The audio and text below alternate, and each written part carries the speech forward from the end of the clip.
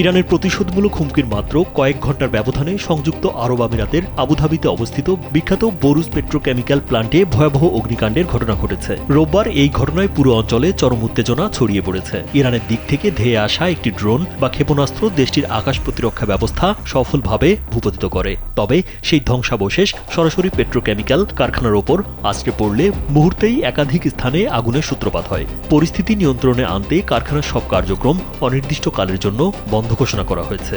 সম্প্রতি যুক্তরাষ্ট্র কর্তৃক ইরানের এই প্লান্টে হামলার পর তেহরান ঘোষণা দিয়েছিল ওয়াশিংটনকে সহায়তাকারী উপসাগরীয় দেশগুলোর অন্তত 8টি লক্ষ্যবস্তুতে তারা হামলা চালাবে। আজকের এই ঘটনাকে সেই হুমকিরই বাস্তব প্রতিফলন হিসেবে দেখছেন বিশ্লেষকরা।